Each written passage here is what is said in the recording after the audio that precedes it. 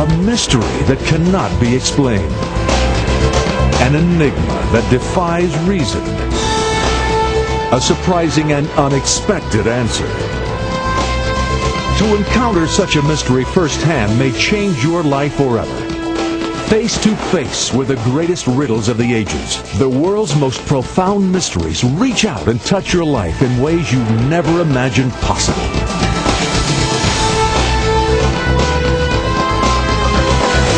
Extreme Mysteries.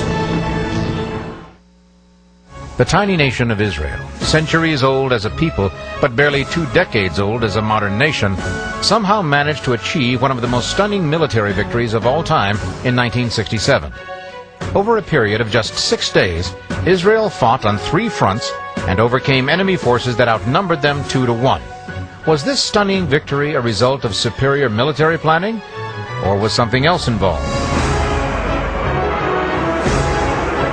Could it be that something in the history of this embattled nation tipped the scales in Israel's favor? Given the modern machinery of warfare, how could such a miraculous victory be possible? Is the present turmoil in the Middle East a direct result of that victory? And could it perhaps be setting the stage for history to repeat itself? Was Israel's victory in the 6 Days' War a military marvel or a miracle? The surprising answers when we come back. In late May of 1967, Egyptian President Nasser had been given what he believed to be reliable information about Israeli troop movements that informed him that Israel was massing troops on the Syrian border, an action that Egypt could not tolerate. But the surprising source of this information, which proved to be completely false, was none other than Egypt's ally, the Soviet Union. Perhaps the least known aspect of all this conspiracy theory is the involvement of the Soviet Union. The historical records show that the Soviet Union deliberately gave the Egyptians false information about Israeli troops massing on the Syrian border. They calculated that this would provoke a response from Nasser, and apparently that's exactly what they wanted. Some Egyptians believe the Soviets planted false reports of Israeli troop concentrations with them in order to show them how much they depended on the Soviets. From the Israeli point of view, there are some who believe that this was an attempt by the Soviets to start a war which would result in the destruction of Israel. The reason that the Russians supplied false information to the Egyptians is because this was an opportunity to achieve their objective to dominate the Middle East. Israel was a mini superpower in that area, and so they felt they could control the Arab nations, so they supplied all of the weapons, the tanks, the planes, and trainers to accomplish this task to dominate that area. To this day, senior former Soviet officials insist that it was not they who gave that information to the Egyptians, but the Egyptians who gave it to them. Having said that, though, one can see how the Soviet Union in the 1960s had an interest in fomenting unrest in the Middle East and opening a second front against the West in addition to Vietnam. The plan worked perfectly. When Egypt received the false reports from the Soviets, Nasser immediately began massing troops on the Syrian border. This not only diverted his attention from air bases in the Egyptian interior, it also gave Israel an excuse to launch a preemptive first airstrike, which gave them a huge head start in winning the war. This, of course, is only a conspiracy theory, and even if it were true, it still doesn't explain why Egypt failed to respond to what turned out to be Israel's first devastating blow, a preemptive strike against Egyptian air power. Egypt failed to respond because its air force had been destroyed on the ground in the first few hours of the fighting. The Egyptians had not struck first because they'd been under intense pressure from the United States and the Soviet Union not to do so. There's speculation that the Americans then informed Israel that Egypt had been hemmed in. The two nations agreed that if Israel was to have any chance of surviving, they would have to strike first, while the Egyptians' hands were tied. Both Israel and the United States have denied that they were involved in any plot in 1967. The Russians, on the other hand, have acknowledged that they passed false information to Egypt about Israel's activity on the Syrian border. But they, too, continue to deny any conspiracy against Nasser. We may never know for sure if there were secret deals that contributed to the Arabs' defeat in the Six-Day War. But even if there were some truth to these theories, it would fail to explain the many other mysterious events that happened in the midst of the battle. Like the day the Israelis began their ground invasion of the heavily fortified Sinai Peninsula. When this event occurred, the war was well underway. There was no reason for the Arabs to hold back their hostilities. So why did they let the Israelis take Khan Yunis so easily? As the Israeli tanks moved into the Sinai Peninsula, the Egyptians seemed to be playing right into their hands. For example, there are accounts of the Egyptian tanks fleeing without being hit or firing around. Even stranger were the unexplained desertions of surface-to-air missile bases. The Egyptians abandoned military hardware, most of it Russian-made, worth well over $1 billion. Even complex radar guidance equipment had been left in operational order. It's not unusual for troops to retreat in the face of an advancing army. What is unusual is for thousands of troops to leave behind massive amounts of military material, billions of dollars worth, without any attempt to disable that material. This happened several times during the course of the Six-Day War. What made the enemy withdraw so quickly? Is it possible that they had experienced something so frightening that they had to retreat, even before they could make sure their own weapons did not fall into enemy hands? And do these events suggest that Israel had some kind of secret weapon that helped them win the war? After their defeat in the Six-Day War, the Arab leaders were criticized by their friends and allies. How come their armies were defeated so easily, so quickly by the Israeli defense or combat forces? Political and military leaders of the Arab states claimed after the war that the Israelis used secret weapons. Egyptian President Nasser continued to blame Egypt's defeat on American intervention in the conflict. So, is it possible that the United States furnished Israel with a secret weapon and kept it quiet for all these years? Well, it's certainly not unusual for a weapon of mass destruction to turn the tide of war. And we all know that the atomic bomb is a perfect example. During World War II, the Japanese had vowed to fight unto the death. But when the United States unleashed their nuclear power on Hiroshima and Nagasaki, the Japanese had no choice but to surrender.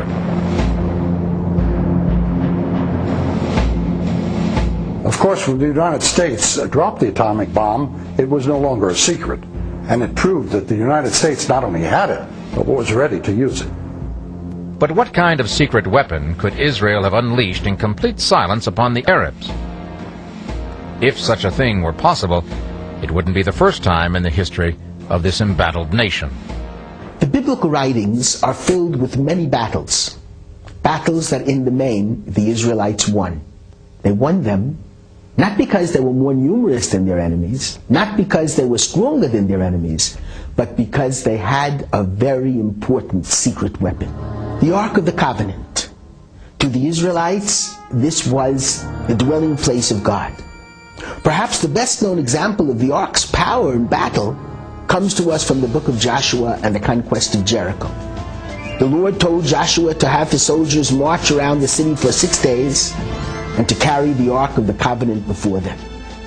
On the 7th day, they marched around the city again.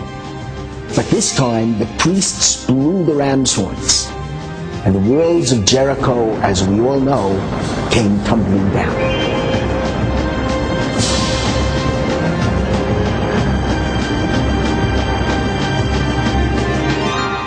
The Ark of the Covenant was lost thousands of years ago, so there's no way it could have played a part in the victory.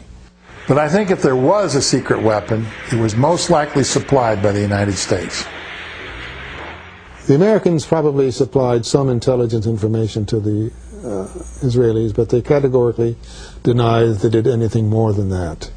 Allegations that there was a secret weapon of some sort were completely unfounded. Though the Arabs have sometimes claimed that Israel had a secret weapon that decided the course of the war, in fact, Israel had no large-scale secret nuclear atomic weapons. It did, however, utilize certain innovative, formerly secret weapons in its attacks. In the Battle of Jerusalem, for example, Israeli bunkers, which were facing Jordanian bunkers, were equipped with a secret surface-to-surface missile that was pre-sighted. The minute the Jordanians began firing on Israeli West Jerusalem, these missiles were launched, and all the Jordanian bunkers, in a matter of minutes, were knocked out. If conspiracy theories cannot explain the Israelis' astonishing victory in the Six-Day War, and there was no secret weapon, we must look for another option. After the war, Israeli General Hod provided this explanation. He said, "When our nation is pushed to the wall, it rises up and lashes out tenfold. This spirit is the secret weapon of Israel's people." The strength and courage of the Israeli people certainly had a lot to do with their miraculous victory. Could it be that there was another force at work in the conflict? A supernatural force? Is it possible that the great prophets of Israel's past were about to be given their due? And who would confirm such miraculous intervention? The Israelis or the Arabs?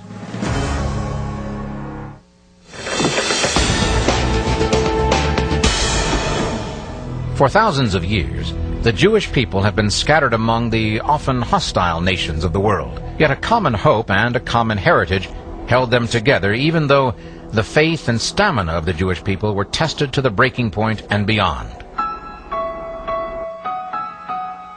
Perhaps because of this, the collective spirit and resolve of the Israelis has been hardened into iron, making them one of the fiercest warriors on earth.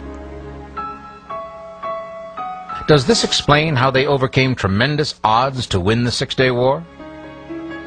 Perhaps, but there may also be another explanation. I'm convinced that there was divine intervention in the Six-Day War. When you compare the two armies and see the size of the number of soldiers as well as the buildup of machinery, you know that it couldn't have possibly happened without some outside help. Israel was one nation against a sea of Arab states. It certainly looked as if we would lose, hands down, and cease being a nation amongst nations. When we won, and especially when we liberated the holy city of Jerusalem, there was no question in our minds that this was a war, a victory designed by God. There are several events that took place during the Six-Day War that are very difficult to explain. They seem to be in the area of the supernatural rather than the natural. They always seem to be working in favor of Israel. A female corporal was riding in a jeep with the regimental commander of an armor unit when she saw immediately in their path a tremendous fire that leaped up. The commander could see nothing, and the girl, thinking his sand goggles were covered with dust, yelled to him to swerve aside. He was convinced of danger because he knew the girl well enough to trust her judgment, though he couldn't see anything in their path. Still, he swung away into another opening that appeared between the sand dunes. The column of vehicles behind them followed. Only one jeep continued on the original path. All of a sudden, there was a terrific explosion in fire. The jeep that had stayed on the road had driven straight into an Egyptian minefield. Is this just a fortuitous example of the desert sand playing tricks on someone's eyes? Or did the corporal actually see a vision that warned her of the danger ahead? More importantly, why was this war filled with so many examples of unexplained events that worked in Israel's favor? Another great miracle happened in Sinai when an Israeli soldier which lost his unit was alone in the area, suddenly saw a unit of Egyptians, military unit of thousands of Egyptians. And suddenly when they saw him, they lifted their hands up. They walked to him, ready that he would take them to captivity. He was surprised, he did not believe what he saw in his eyes, but he did it. He took them to captivity. They walked after him, and he walked to the main unit that he lost. When he came to his unit, the unit was shocked. They rubbed their eyes, they didn't believe. One Israeli soldier is leading after him thousands of Egyptian soldiers with their hands up, ready to go to captivity. So they took them to captivity and immediately made a research with the Egyptian officers. What happened here? How you gave up for one Israeli soldier. And they answered, he was not alone. Together with him were thousands of angels, each one of them with a gun in his hands, ready to shoot us. And they said, we are ready to fight against Israeli soldiers. We are not ready to fight against the angels of God. When you compare the two armies and see the size of the number of soldiers as well as the buildup of machinery, you know that it couldn't have possibly happened without some outside help. Well, if we look into the scripture, we find that Elisha also was surrounded by the enemy at one time. His servant said, what are we going to do? He said, Lord, open up his eyes. Suddenly his eyes were opened up to supernatural beings. And the same is true in this war as well. The story goes that the Egyptians were coming up onto the southern border of Israel when a hand actually came out of the sky. And as a result, they were fearful and they fled. And that was a story that has come out from the Egyptians, who said there was something that happened supernaturally. All these stories is not mystical stories for books. This is reality in the life of Israel. The Six-Day War was filled with bloody battles over the land that both sides claim as their own. When the conflict began, Syria controlled the Golan Heights, and Egypt had the Sinai Peninsula, including the Gaza Strip. By the end of the war, all that had changed. That's what makes our next story all the more mysterious. Since 1948, Jerusalem, the center of the Jewish faith and holy to Christianity and Islam, has been a divided city. Israel controlled the western half of the city, and Jordan retained control over the eastern half, which was the old city. On June 5th, 6th and 7th, there had been fierce fighting all around the eastern flank of the old city. But on the morning of June the 7th, the third day of the war, the Jordanian guns fell silent. General Uzi Narkis of the Israeli Defense Force was leading the charge on the city. He tells us that on the fourth day, some kind of an airy calm came over the city. At the beginning, he thought that it was some kind of a trap. But the scouts told him that the city was in fact empty. The Jordanian army had left the night before, leaving all the equipment behind. And without even shooting one bullet, the Israelis were able to enter into the city, taking the Temple Mount and reaching the Western Wall. When Israeli soldiers rolled into the old city of Jerusalem, they couldn't believe their eyes. There before them was the Wailing Wall, the only remaining wall of the ancient Second Temple that had survived the region's punishing history. In 1948, the Arabs had sealed off the old city. The Jews had been unable to come to this place, the most important place in the world to these people. Here they could give thanks and pray to the God that had watched over them for so many thousands of years. Not all Israeli soldiers believed this. Some had little or no religious conviction in their hearts. But even the unbelievers realized something significant had happened. Was there a special significance in Israel's miraculous conquest of these large tracts of land, the same land that ancient writings promised to Abraham's descendants? And was Bible prophecy fulfilled when Israel took possession of Jerusalem? The most important factor of the Six-Day War was the fact that Jerusalem was united. Jerusalem has been overrun 20 times, but it was never divided until 1948. And many of the prophets talked about the unification of Jerusalem, which happened in the Six-Day War. The fact that Israel regained much of the Promised Land as a result of the Six-Day War is significant, especially in terms of the fulfillment of ancient Bible prophecies. These writings tell us that the Jews would be scattered throughout the world on 3 separate occasions. They also predicted that each time the Jews would return to Jerusalem. Well, 2 of the 3 returns came to pass in biblical times, but it's the third occasion that's most significant, and that began with Israel's reclaiming of Jerusalem in the Six-Day War. Many Bible scholars believe that when the Israelis rolled into Jerusalem on June the 11th, it marked the beginning of the end times on earth. Now, in Bible prophecy, the end times refers to a period of cataclysmic natural disasters, famine, and war that would precede the end of the world. These events will lead up to one final conflict one horrific battle, Armageddon. Is the present return of Israel the beginning of the last and ultimate regathering of the Jews in Jerusalem? Is it one more link in a long chain of events that will prepare the way for the end times? For many, the most immediate concern is the effect that the continuing unrest in the Middle East is having on the nations of the world, especially Russia. Recent events indicate that the sleeping Cold War giant has been awakened and is clearly jockeying for a position of authority in the Middle East today. One of the reasons that Russia is interested in the Middle East is because of oil.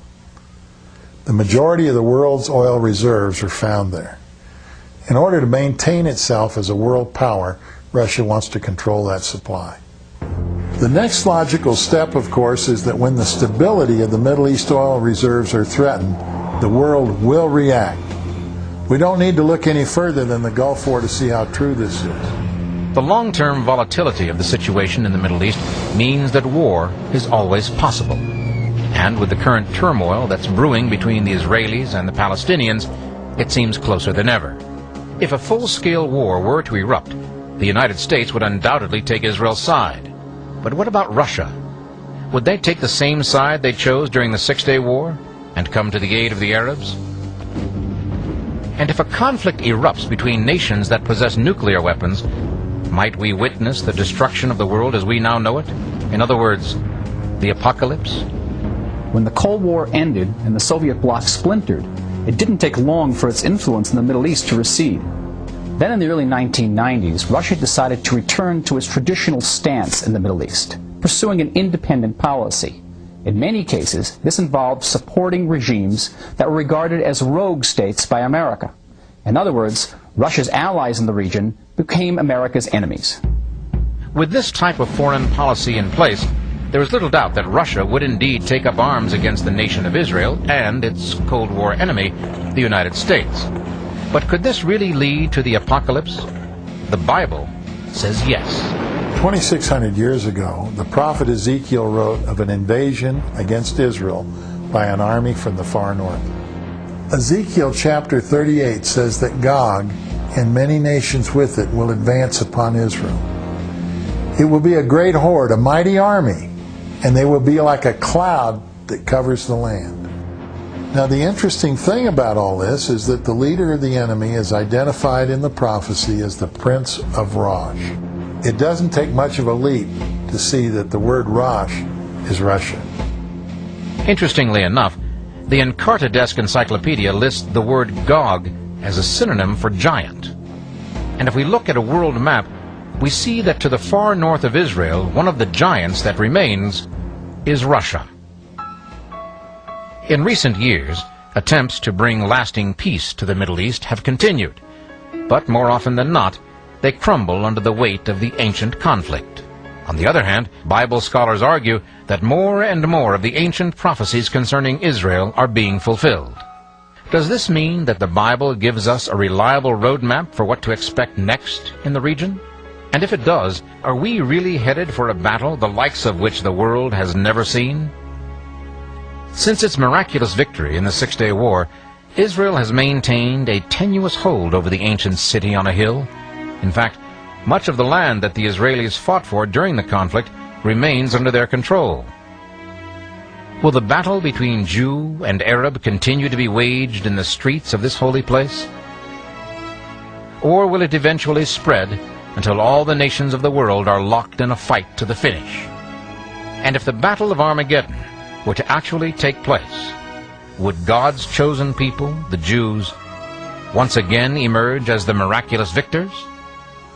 Perhaps only time will tell, but according to ancient prophecy, time may be running out.